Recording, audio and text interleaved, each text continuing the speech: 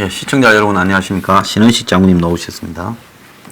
신장군님, 근데 조국 문제를 바라보는 진짜 잡잡함은요, 한국 사회의 이 상류층, 뭐 조국이 상류층인지 노블레스인지 저는 의문입니다만은, 어쨌든 그 강남 좌파라고 이야기했잖아요. 강남 좌파면 그야말로 지가 그냥 돈이 있다 하더라도 물려받았던 지 노력으로 많이 벌었던 자본주의 사회에 돈 많은 게 쟤네가 아니니까.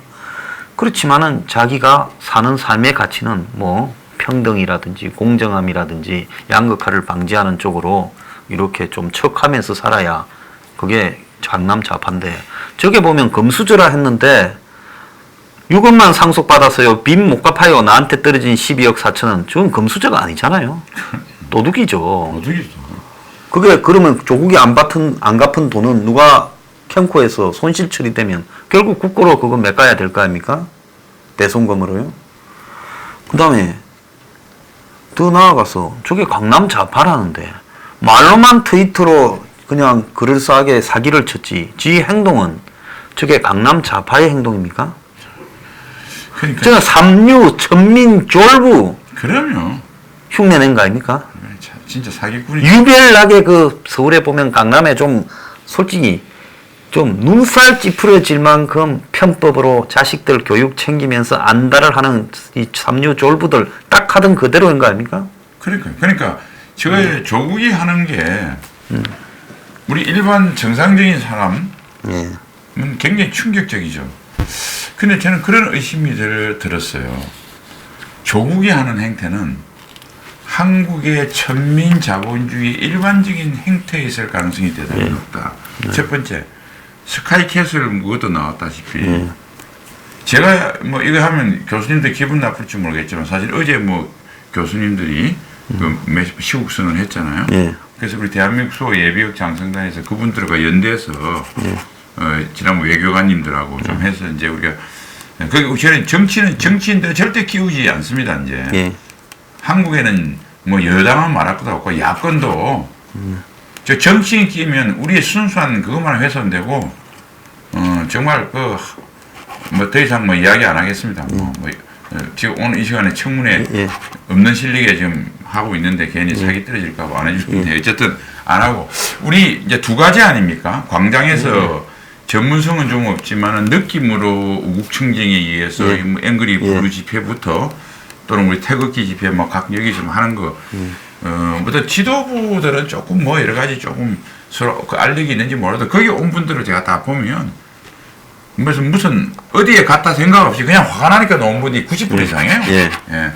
그런 게 있고 그 다음에 전문가 그룹들이 이성적으로 비판하는 이 투 트랙이 그 앞에 광장은 감성이라면 그래서 이제 우리가 이제 안보 교수님들 경제나 또 교육 문제 외교 뭐 이런 걸 좀 해보려고 하고 있습니다. 자, 오늘 말씀이 길어졌는데 4.19나 이럴 때 보면 지금 조국이 있는 대학의 서울대 교수들이 포문을 열었잖아요.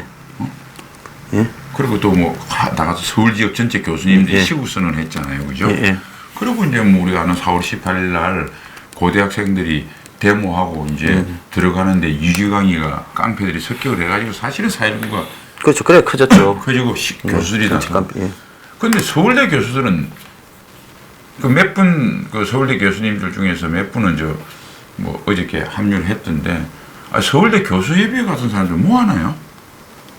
나가 참 아니 고대 교수협의 60년대 그 초보다 지금 서울대 고대 교수님들이 얼마나 학벌이 좋아요?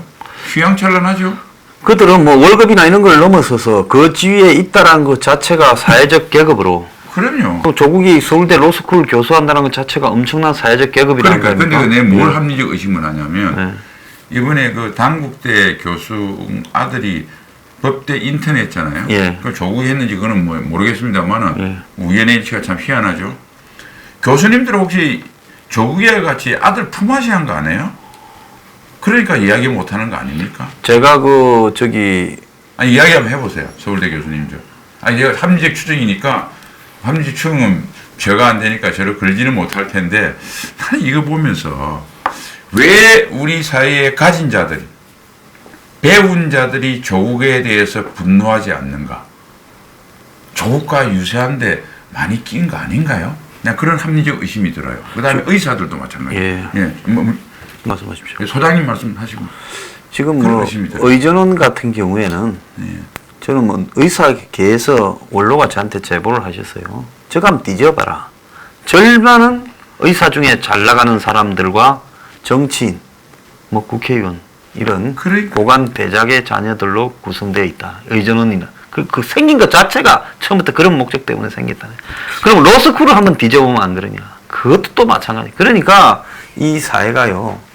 조국이 그걸 갖다가 싹 넘어다녀서 이번에 청문회 갈라다가 들켰지만은 청문회 안 가고 예. 조계 가서는 묻히는 거 예, 아닙니까? 묻혔죠. 그래서 있는지도 모르죠. 그러니까. 상당한 우리 사회의 상류층이라고 자처하는 것들의 삶이 이렇게 천민, 예? 자본주의 쫄부스 그게 삼으로 공범입니다. 공범이 그렇다고 봅니다. 그걸 선전해가지고 예. 반일 종족주의 저자 이영훈 교수님. 이영훈 예. 교수님이 예. 그 앞에 그걸 소개를 하면서 보니까 교회 가서 강연도 많이 하셨더라고요. 예. 저도 그 책 한 반쯤 읽었습니다만은 그 앞부분에 이제 교회 강연도 아마 여러분들 아마 이영훈 교수님 거 보면 이승만 학당에 나와서 그 참 재밌더라고요. 이정훈 교수 그 소개하시면서 그분이 그 말씀하시대요. 예. 우리나라 거짓말이 너무 많이 한다. 예. 그래서 예. 뭐 단위 인구당 거짓말에 관련된 범죄, 사기, 무고 이런 게 일본보다 400배인가 이렇게 많대요. 그러니까 우리나라는 아침 처음 눈 때부터 집안에서부터 일단 거짓말을 하고 직장에서 거짓말하고 그러니까 거짓말을 늘 거짓말을 하고 거짓말에서 관대합니다. 그렇게 보십시오. 이해창이 아들 병력 문제 때문에 나라가 뒤집어졌죠. 효수님이 있으니 촛불, 뭐 광우병 촛불, 뭐 천안함 전부 다 거짓말 아닙니까? 그리고 박근혜 그 대통령 탄핵할 때도 그 지금 보면 대부분 또 지어낸 이야기 안 해요. 근데 그 지어낸 사람이 또 문재인이가 지금까지 계속 입만 열면 거짓말이야. 김정은이가 무슨 핵 전략적 결단을 했다고 김정은이 아니라고 하는데 계속 거짓말을 하는데 그냥 믿어줘. 그래서 제가 보면 여러분들 여기 외국 살았던 뭐 보고 유학 많이 갔다 오신 분들 잘 알 거예요. 일본이나 미국에서 거짓말쟁이라는 게 어떤 욕이냐면 그냥 평범한 사람들 그 동네에서 못 사는 아주 흉악한 범죄예요. 유아 라이어 이러면 그럼요. 굉장히 충격을 받죠. 공직자는 거짓말했다면 나서지도 못해요. 예. 동네에서도 당신 거짓말쟁이야 하면 저 적절한 비유인지 모르겠지만은 뭐 강도 강간 뭐 이런 살인 정도로 저지른 차라리 그거는 우발적으로 저지르면 용서가 돼도 의도적으로 거짓말을 하면 용서가 안 되는 겁니다. 그런데 이제 우리 사회가 이렇게 거짓말을 많이 해요. 그 다음에 그 위에 이 거짓말은 위선이거든요. 그러니까 이 천민 자본주의를 기초하는 광범위한 위선이 강남에서 어쨌든 자산가치 상승으로 돈을 벌었던 사람과 대학교, 우리 자식 교육에 저거 부의 대물림을 하려면 학력의 대물림을 해야 된다는 우리가 강박관념이 있잖아요. 예. 자, 학교 기관에 종사하는 교수들. 그 다음에 그 학교에, 우리나라 학교라는 게 재정 자립 문제나 이런 게 또 취약할 수도 있고 여러 가지 또 연구, 교수 개인으로도 국가로 하는 프로젝트 뭐 직간접으로 국가 권력하고 학교와 연계가 안 될 수가 없어요. 예. 그럼 누구 했어요? 국회의원. 예. 그 다음에 사실은 제가 보면 저도 공무원에서 공무원들은 사실은 요즘 가만히 보십시오. 범죄. 과거에는 공무원들이 돈 받아먹고 인허가하고 이런 짓 많이 했어요. 지금 보세요. 아주 시골의 중하위직 빼놓고는 고위공무원들 그거 하는 사람 없어요. 못하게 돼 있습니다. 지시도 안 듣고. 요새 권력형 비리 보면 다 정치인들입니다. 이 국회의원들이 고위공직자한테 압박을 넣어서 법안 같은 것도 저희도 그런 거에 많은 압박 받았거든요. 국회의원들이 막 떠들다가 나중에 조용히 뭐 전화오는 거는 다 청탁하려는 겁니다. 자기 지역구 애 군대 가는데 어떻게 안 되게 해서 맨 그런 이야기 하면서 그거 부탁받고 지는 뭐 받겠어요? 표하고 돈 받겠죠. 예. 이 구조, 이 부패의 사설 구조. 이 사설 구조가 이 지금 조국과 같은 학력화 됐던 사모펀드가 됐던 이런 추악한 범죄의 카르텔이 이루어지고 있다. 그 중에서 조국은 좀 질이 더 낮은 거지. 그리고 좀 너무 노골적이지. 그리고 그랬지만 뭐 정도 약간의 도덕적인 차이는 있겠지만 저는 이 강남 지역의 이 소위 좌파라고 하는 강남 지역의 추악한 범죄의 카르텔이 광범위하게 퍼져 있다는 합리적 의심을 지울 수가 없고요. 이게 조국이가 법무부 장관이 됐기 때문에 드러난 겁니다. 즉 우리가 나라가 바로 서려고 그러면 우리 사회 대한민국이 성장을 해서 가장 혜택을 많이 본 사람. 그런데 진짜 정상적으로 사업을 해서 정말 산업을 일으키고 고용을 하고 이렇게 정상적으로 사업하는 분들은 우리가 보호해주고 정말 해줘야 돼요. 근데 진짜 이렇게 추악한 짓 하는 거 있잖아요. 기업 차려놓고 저도 들어보니까 뭐 아들, 손자, 며느리 뭐 온 동네에 직원 다 걸어놓고 예. 다 빼먹고 그건 누굽니까? 국민 지금 적어도 상장된 업체는 IPO를 통해서 상장된 업체는 다 국민 기업입니다. 우리가 그 주식도 갖고 직접 갖고 있는 사람도 있고 보험 뭐 정권 네. 군인연금 뭐 그럼요. 기관으로 저도 삼성전자 개인으로 한 주도 없지만 저도 삼성전자 주줄 거예요 아마. 그렇잖아요. 보험자가 들고 있는 상품들이 다 0점 몇 주는 안 되겠어요? 있죠. 국민기업입니다. 그러니까 우리 주머니를 털어가는 행위를 이들이 하고 있어요. 반드시 한국이 나는 이 범죄 카르텔을 제대로 세우지 않고 그래서 오블리제 노블리제 가진 자의 의무감을 최소한 일반 평균보다 높아야 되는데 지금 한국은 너무 엉망이기 때문에 보통 우리 동네에서 평범하게 보는 우리 서민들 수준의 정도는 높여놔야 이 나라가 이게 기본이 가지. 그래서 참 이 조국을 통해서 우리 사회에 가졌다고 뻐기면서 없는 사람 천시하는 이 추악한 이 가진 자들의 민낯을 드러내서 도덕을 세울 때다. 뭐 이렇게 생각합니다. 그래서 우리 사회의 상층들의 도덕성이 저것밖에 안 되는 거예요. 실제로 조국은 상층들이 IMF 때 아파트 사냥, 그렇죠. 남들이 은행 빚을 못 갚아서 자영업하다가 금리가 뛰니까, 그리고 은행이 또 돈을 막으니까 흑자부도 나고 해서 집까지 넘어간 사람들을 그걸 이럴 때 경매에 가서 사자고 하고 다녔어요. 옛날에 보면 저 박근혜 정권 때도 깜빵간 한 장관도 보면 IMF 때 또 집을 사가 떼돈을 벌었어요. 강남에 작은 아파트들 사서 그게 몇 배가 되는 거죠. 그래서 이런 기회가 오면 또다시 이제 경제 위기가 오면 또 거짓거리 할 거예요. 돈 들고 또 아파트 사가지고 투기할 겁니다. 그러니까 조국은 보편적인 이런 한국의 썩은 상류층들의 행태를 갖다가 답습을 낸 거고요. 행명에 대이고 나발이고는 뭐 아마 집행유예 나오기도 전에 깜빵에서 사라졌을 거라고 봅니다. 그 다음에 이제 그들이 자식을 키우는 걸 보면 대부분은 공부가 안 되니까 이제 이 입시에 허점을 가지고 만들어가는 뭐 이 스카이캐슬 같은 데는 컨설팅부터 해서 편법을 다 동원하는 걸 조국이 흉내냈을 거라고 봅니다. 조국하고 정경심이는 부의 축적과 자식 교육에 강남의 졸부 상류층을 철저히 따라서 한 거 아니겠습니까? 그것이 자신들의 생활 라이프 스타일이라고 생각했을 거예요. 그러니까 그 뭐 영어로 불어로 아비투스라는 게 있잖아요. 네. 예, 유전되지 않는 어떤 행동의 습관. 그러니까 그 상류층에 그게 아비투스다라고 생각을 했을 거라고 봅니다. 그러니까 조국이가 했던데 그건 뭐 모르겠어요. 그때 산호명을 왜 들어갔는지 이념 배경은 모르겠는데 하여튼 어떤 연유든 자기도 모르게 진짜 자기가 들어가려고 했는지 하다 보니까 어떻게 좀 엮여서 할 수 있이 들어가는지 모르겠는데 조국은 그 뒤에 생애를 이렇게 보니까 어차피 이제 법대 놓으면 제일 정규로 레귤러로 해가지고 되는 게 이제 고시 되는 거잖아요. 그렇죠? 안 되면 고시 안 되면 이제 군법무관 시험 돼서 그때 지금은 좀 그 절차가 달라졌습니다만 그때는 고시 안 된 분들이 이제 군법무관 시험 봐서 10년간 군법무를 하면 변호사 자격증을 주거든요. 뭐 이렇게 변호사가 두 개를 하게. 요게 되게 이제 법대 나온 사람들이 직장은 첫 번째 길일 거고. 그 다음에 두 번째는 고시는 안 됐지만 일반 직장으로 전환하신 분들도 있잖아요. 이거 있죠. 좀 시험 쳐서. 그 일반 직장 중에 하나가 제일 매력적인 직장이 법대 교수겠죠. 그러니까 결국은 어쨌든 비주류로 밀린 겁니다. 일단은 밀렸겠죠. 밀렸죠.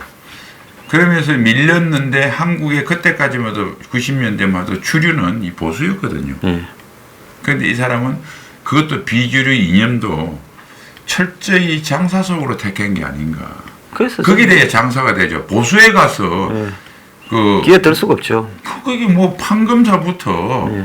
기라성 같은 사람들이 있는데 저쪽에 써버려야. 우리 집 명함을 냅니까? 예. 근데 고시도 떨어진 게 왜 얘기해서 노냐 이런 식으로 지리지리 하니까 아예 지 학벌 정도면 예. 공부 안 하고 의시아이시 한 놈 중에서는 제법 맥힐 것 같으니까 그걸로 붙은 거예요. 예. 그러니까 조국은 평생 삼류 양아치 장사치 수준으로 인생을 살아온 겁니다. 근데 그게 운이 다한 것이죠. 예, 그런데 이 문정권에서 저런 수준의 이 허접한 이 가시가 위선자가 권력이 인자까지 올라가 버렸단 말입니다. 그 중에서 제일 낫겠죠. 상대적으로. 네, 그런데- 문정권 중에서는 제일 학벌도 좋고 인물도 좋고 그러니까 문정권 나머지 놈들은 2인자가 저 정도면 나머지 3, 4, 5인자는 도대체 어떤 인간들인지 모르겠어요. 그래서 유시민이가 지금 조국 장사 지내기 전에 열심히 구조에 나서서 문재인 점수 좀 달라고 지금 저 짓을 하다가 그렇죠. 또 걸려든 거 아니겠습니까? 유시민이가 뭐 한 5인자쯤 되나 모르겠어요. 근데 이제 여기 중요한 거는 한 이 정파 세력에 우리는 참 민노총 보면 튼튼하잖아요. 또 거기에다가 뭐 참여연대 튼튼하고 이제 그러면서 이 정권을 바치고 있는 좌파의 뿌리들이 굉장히 깊고 탄탄하다 하면서 어떨 때는 절망을 느끼고 어떨 때는 좀 부러워도 하는데 전번에 보면 참여연대의 김기식이 하는 꼴을 보면 국회의원 한번 하면서 그것도 비례대표로 예? 뭐 여자 비서하고 뭐 여행 다니고 하는 아니 노영민이는 뭐그 예. 노영민이 안 보세요. 책 카드기를 갖고 와서 예. 끊어서 정말 팔고요. 대단한 돈도 분이네. 많아요. 그런데 그래요. 우리는 부끄러워서 그래 못하지 않겠습니까? 아, 대단한 사람. 예, 그리고 또 한 번 보세요. 이 조국이 지금 저러고. 그래서 이 정권의 한마디로 이 좌파 쪽에서 큰서 이제 대표적인 스타들. 그 장하성이는 보세요. 무슨 뭐 연말 되면 경기 풀린다는데 지 경기만 11억 늘어났잖아요. 지 경기만 좋아졌죠. 부동산 뛰었어. 남은 국민들은 죽을 지경이고. 그 부동산 그 규제라고 예. 중국 부동산이 지금 자산세가 흔들린다고 시진핑이가 그 장하성이한테 노하우 얻겠다고 별도로 그 저 대사로 보내달라고 했던 우스갯소리도 아 진짜 누가 하면서 막 웃었어요 지금. 예, 그래서 그 지금 다들 보면 제가 요 방금 얘기 언급한 사람들 다들 보세요. 자, 이 사람들 다 살아가는 방식, 재산 축적하는 방식, 이 정권에 대해서 대표적인 인물인데 저 지금 청와대 안보실장하는 이 실장하는 요즘 실세라고 2차장하는 그 깝죽거리는 김현종이 지가 FTA 한다고 노무현 때 방향을 끌어가 통상교섭본부장 하면서 한미 FTA 했잖아요. 어쨌든 농업이나 이런 쪽에는 피해가 가고 그러니까. 삼성이나 이런 대기업이 이 재미를 봤잖아요. 그 사당도 했죠. 그래갖고 삼성에 가가 뭐 해외 법무사장이 돼가 34개월 동안 월급 얼마 받은 줄 아십니까? 삼성을 엄청 주잖아요. 84억인가 받았어요. 그래서 재산이 그냥 한 단위다가 지금 뭐 한 조국하고 재산이 비슷해요. 그러고는 또 통상교섭본부장으로 와요. 인문정권 들었어요. 좌파 정권 들었을 때마다 그 고향이 순천이거든. 그래갖고는 지금 안보실에 2차장이 가가 지금 반미 반일에 지금 앞장서고 있어요. 그 사람이 제일 뭐 실세라고 그러더라고. 예, 그래서 그 최종근인가 평양 뭐. 아니 정상적인 국가라면 지가 한미 FTA를 해놓고 삼성에 가면 이 이해상충입니까 아닙니까? 그럼 안 되죠. 그럼 한미 FTA 할 때 삼성 지시받고 했다 이렇게밖에 더 되겠습니까? 그래요. 그러니까 이런 것들이 솔직히 지금 이 정권에 다 자리 잡고 앉았어요. 지금 똑똑한 사람이 하나 있어요. 문정인이 청문회 안 오지 않습니까? 저가 총리할래도 안 됐겠어요? 청문회 안 오잖아요. 이번에 대사 갈랬는데 그 안 됐지만 대사도 그 청문회 안 이번에 하잖아요. 조국이 되면 한번 해볼까라 생각했을지 모르죠. 예. 소문만 나게. 그래서 그 양반이 청문회 가면 제가 뭐 더 말은 안 하겠습니다. 그러니까 그 양반은 굉장히 노야다. 근데 조국이 윤석열 총장이 되는 걸 보고 조국이 나도 안겠나 했는데 그건 종류가 다른 거였죠. 그래서 지금 이 정권에 지금 떠들고 있는 자들을 하나씩 불러가 요직에 껍질을 벗겨보면 성 국정원장 저는 안 그랬습니까? 부동산부터 시작해가지고요. 껍질을 벗기면 정상이 하나도 없어요. 예, 예, 말씀하십시오. 쟤도 이제 군 생활을 이렇게 했는데 거의 왜 주변을 알잖아요. 제 자신도 다 알고 제가 이 법 같은 걸 어겨본 적이 없거든요, 솔직히. 단 한 번도. 그렇죠. 단 한 번도. 그 주변에 대부분 다 그래요. 그래서 예를 들면 제가 강북 모처에 전세를 살고 있는데 네. 서울의 전세가 좀 비싸니까 강북이라도 비싸더라고. 그거 팔면 경기도 가면 집 살 수 있어요. 네. 근데 이게 어떤 사람 서울시타는 왔는데 집도 없어요. 그러면 보통 다 이렇습니다. 옛날에 군인들이 월남 갔다 와서 강남에 조그만 집 사는데 올라서 그런 거지. 지금은 특별히 부모 유산 없으면요 집을 사기 어려워요. 애 두 키우고 보니까 저는 대학 보내니까 우리 집 사람하고 사실은 중고등학교 갈 때는 옷 하나 제대로 철철히 못 입어서 저는 군복 입고 다니니까 별 옷이 필요 없는데 그게 다 왜냐하면 쓰리스타가 차관급 월급인데 굉장히 장관 다음으로 어마어마하게 높은 월급 아닙니까? 그렇죠. 공직 그러니까 이제 공무원 이거 다 세후라고 그러죠. 떼고 나면 보너스까지 다 합쳐서 1억이 안 돼요. 9천은 이런 많긴 한데 한 7, 800 이렇게 우리가 월급이 들어와요. 그럼 또 그 중에서 군인 공제에 뜨면 집사람이 평균 한 6, 700 하거든요. 그럼 중고등학교 2명씩이니까 좀 이보다 어렵게 사시는 국민들한테 죄송한데 그래도 또 그대로 남는 게 없죠. 끄덕끄덕댑니다. 그러니까 한국은 이게 이 자식 그게 많아서 200만 원 받는 사람이나 제가 보니까 1,몇백만 원 받는 사람이 중고등학교 애가 들어가면 부부가 허덕대기는 똑같아요. 똑같아요. 돈 들으면 더 좋은 학원에 보내거든. 예, 그 차이뿐이죠. 허덕대기. 그렇게 살더라고요. 그러니까 제가 다 그래요. 지금 우리 전역에서 갖고 온 사람 다 서울, 용인, 저 밑에, 이런 데 수지, 이런 데 있지 않습니까? 저 밑에. 이런 데 있지. 서울 시내에 집을, 그게 정상이에요. 예, 그게 정상이죠. 제가 굉장히 청년결백한 게 아니고, 그게 다 그렇습니다. 포스타도 그렇습니다.